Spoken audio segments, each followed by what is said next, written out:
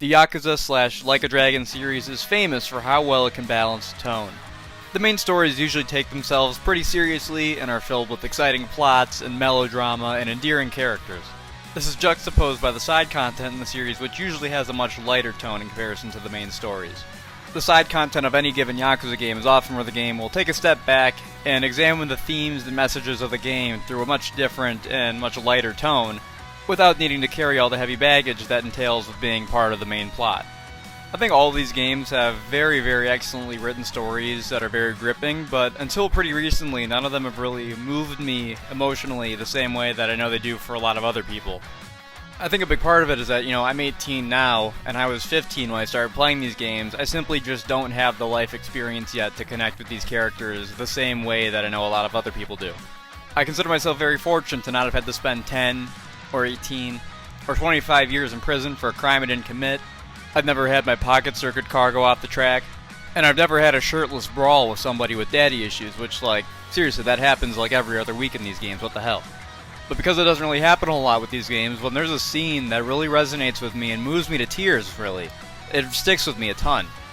I think the scene that really moved me the most, and this is probably not what a lot of people would think of, but it's from the end of Chapter 9 in Ishin. Mild Ishin spoilers ahead, but I'm sure if you're watching this, you've probably already played Ishin.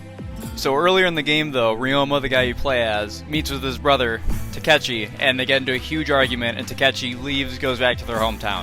And then you skip forward a few chapters, and then Ryoma gets a letter that Takechi was executed for treason. So Ryoma gets a couple of his bros together, and they just go out on the town, drinking and eating, and just causing a general ruckus. They're fighting in the streets, shit's going down. Ryoma's basically trying to do anything he can to not think about his brother. Ryoma eventually drinks too much and passes out, and his buddies bring him back to the inn he's staying at. One of the innkeepers goes into his room to go check in on him, and she's like, hey, what's going on? And Ryoma just breaks down in tears. He's like, if I would have known that would have been the last time I would ever have seen my brother, I never would have talked to him like that. He's like, I look up to him, he's my hero, and now he's dead. And Ryoma's like, I can't take that back now. He's like, that's the last note I have, left my brother with before he got killed. And being an older brother myself, that scene just had me ugly crying. Obviously, I don't think my brother would get executed for treason, but we're brothers, we get into fights every once in a while, and the thought in my head, we get into an argument and then, God forbid he gets into a car accident or something, it just had me absolutely just breaking down in tears. Because it really did make me realize I was taking my brother for granted. It really made me reevaluate that, I want to be less like Roderick and more like Roger from Dog Days, if you've seen the Diary of a Wimpy Kid movies. And to this day, that is why Ishin is still one of my favorite Yakuza games, mostly because of that scene in particular. And sorry if that got a little deep, a little emotional, but the point is, those moments are usually confined to the main stories in these Yakuza games.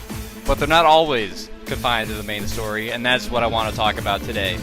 What I think is the best sub-story in any Yakuza / Like a Dragon game, Judgment games included, and I've platinumed all these games, so I feel like I'm qualified to talk about this. So strap in, this is going to be a bit of a tough ride. Join me as we talk about the sub-story Let It Snow from Like a Dragon Infinite Wealth. Jump to Like a Dragon Infinite Wealth. I'm absolutely loving the game so far. Granted, I'm only in Chapter 9, so I haven't finished it yet, and maybe there'll be another sub-story with Kiryu that'll pop up. Maybe that'll knock Let It Snow off the top spot, but I kinda doubt it. I'll be trying to keep main story spoilers to an absolute minimum, but if you want to experience this sub-story for yourself and you haven't yet, I would absolutely recommend doing so. You unlock it really early in the game, so, what do you have to lose? Go play the sub-story, it only takes 25 minutes, and then you can come back to this video. I'll wait. Got it? Alright, still here? Good. As Ichiban and his party roam the streets of Honolulu City, eventually you're gonna come across an old man outside of a shave ice shop on Waikiki Street. Ichiban overhears the man's order, and he orders the larger size shave ice they sell, but he doesn't want any syrup on it. He just wants a big bowl of the normal-ass plain shave ice they sell. When I first played this, I thought they were just going to make a joke about people who like to chew ice, which, if you like to chew ice, no harm, no foul, nothing wrong with it, but that's where I thought they were going with this, but thankfully they didn't. Instead, the man throws the ice up into the air, and it all melts, and it falls right back on him, and he just gets soaked. Ichiban sees this go down, and he's confused. He's concerned for the guy. He's like, hey, are you overheating or something? Do you need some water? Like, what's going on? The man basically brushes off Ichiban, but like to himself he's talking. He's like, maybe if the ice were more powdery it'd turn to snow. And then he goes off, storms off, goes someplace else. So now Ichiban is super confused, and you don't get any more answers until you go and find this guy again. You can find the old man at another shave ice shop, this time up on Momo Street. And this shop's not even going to sell any ice to this old guy because word has spread around that he's just buying big bowls of ice and throwing them up in the air and soaking himself, and this shop doesn't want anything to do with it. Now the old man is disappointed, so he goes to sit down at a nearby table, and Ichiban can go up and ask him what's going on. And this is basically where the heavy spoilers for the sub-story will start. If you still haven't played it yet, I highly recommend it. I don't want to ruin it for anybody. This is your last warning. Right, you still here? Alright, let's go. Ichiban starts talking to the man and asks him, like, hey, what's going on? Why are you buying all of this ice?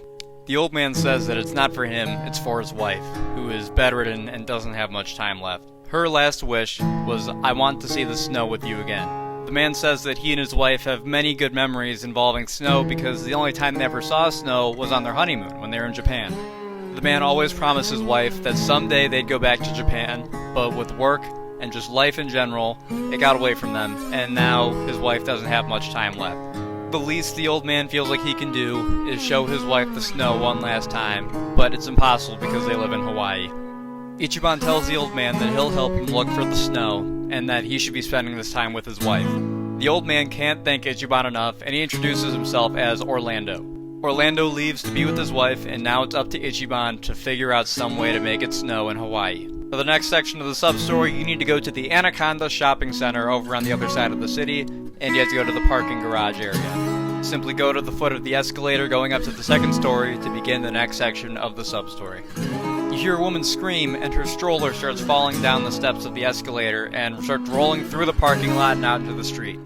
Without hesitation, Ichiban starts chasing after the stroller to try and stop it.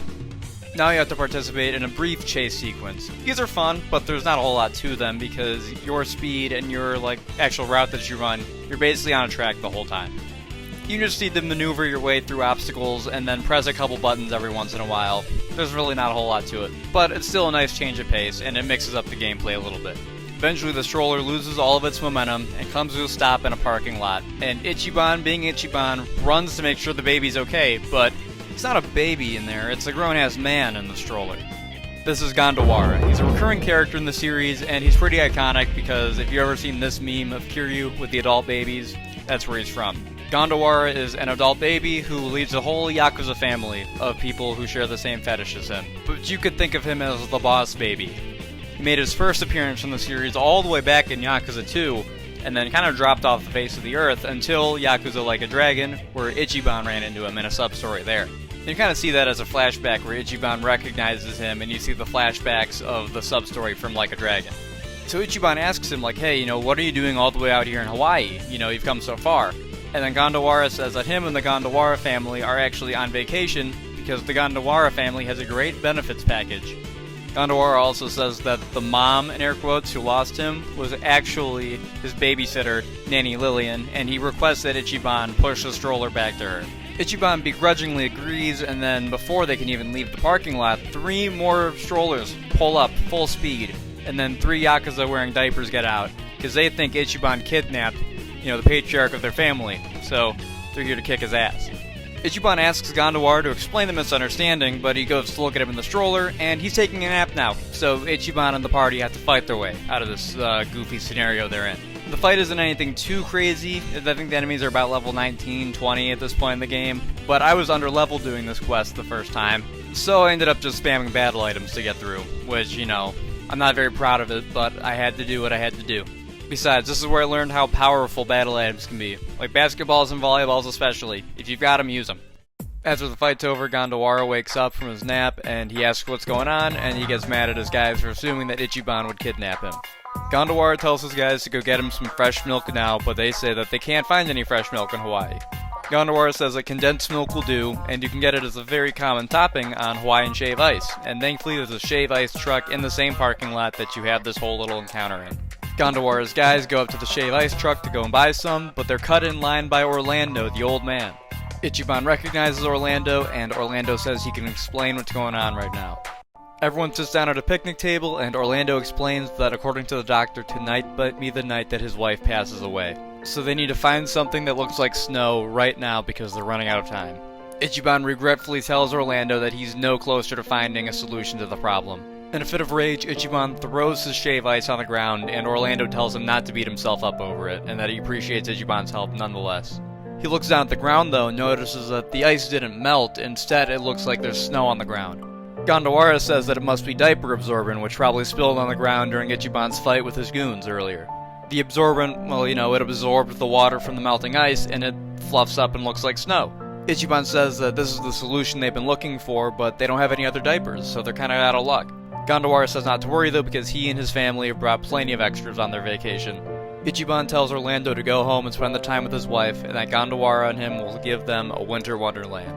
The Gandara family gets ready to roll out, and Gandara tells Ichiban to meet him at the hotel when he's ready. Once you talk to Gandara outside of his hotel, the final section of the sub-story will be initiated. The hotel in question is on Seaside Street, and you'll find Gandara outside wearing a suit. You'll have to go up to him and tell him that you're ready to make it snow. Cut to later that night, and Orlando is sitting by his wife Ellie's bedside. He tells her all about Ichiban and how he volunteered to help despite there not being any reward in it for himself. He even compares him to a prince from a fairy tale, and then asks Ellie if he was ever a prince to her. Orlando says that he regrets that for so much of his life he always put work ahead of his time with Ellie. He always assumed that they'd have all the time in the world once he retired, but that's just not how life played out for them. He then goes over and opens up the window. Ellie tells Orlando that he was always her prince and that she always felt his love with her. She says that she understands that Orlando only worked himself as much as he did because of how much he loved her and how much he wanted to support her. Ellie tells Orlando not to be so sad and that it's beautiful. Orlando then notices some snow blowing in through the window, and he thanks Ichiban and Gandara. We then cut and see Ichiban and the Gandara family up on the roof, throwing the big piles of snow into the air so that it carries down and blows through the window. One of Gandawara's men asks what they're going to do if they run out of diapers to make the snow from, and Gandawara says they're going to use the ones they're wearing if they have to because they're seeing this thing through. Ellie can't believe what she's seeing and says that it's as beautiful as she remembers. She also tells Orlando that he isn't just her prince anymore, but he's her magician too. Orlando says that he'll do anything for Ellie, even make it snow in Hawaii, and he asks her for another request, like anything else he can do to make her happy, but she says that the snow is more than enough. Orlando already made her the happiest woman in the world.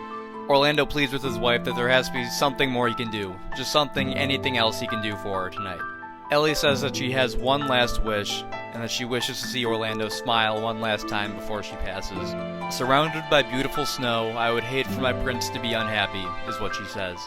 Orlando agrees and smiles one more time for his wife. Orlando grabs Ellie's hand in his and wishes her a good night. Ellie closes her eyes, and her hand falls from Orlando's as she passes away.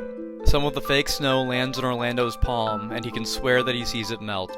We cut back to the roof and see that the Gandawara family have now run out of the snow. Gandawara asks if they did it, and Ichiban is certain. They just performed a miracle because they made it snow in Hawaii. As I said before, I think that this is hands down the best sub-story in any Yakuza game. And unless there's a Kiryu sub-story that pops up later that'll dethrone it, I think it's going to stay that way. The sub-story had the perfect blend of goofy and out there, and then just downright tragic and beautiful, really. Obviously, the Gandawara family are the funny part, and like when I first encountered them, I didn't think this was going to tie back into this sub-story in particular. I thought I started a new one. So when Orlando showed up after the fight with the Gandawara goons, I was just completely blindsided by it. And then obviously the Orlando and Ellie side of the story is absolutely tragic, and it had me in tears, and I think a big part of that was just the voice acting I thought was very, very well done for the sub-story. As I said, it had me in tears. And I think the sub-story shines even brighter because of the game it's in. It's in Infinite Wealth in particular. And I think it shows off the themes of the game very, very well. Time's a very precious thing. You never know how much of it you have left, and money can't make up for that. Like we saw with Orlando, it can be super easy to get caught up in working for and preparing for the future that you completely forget about the present.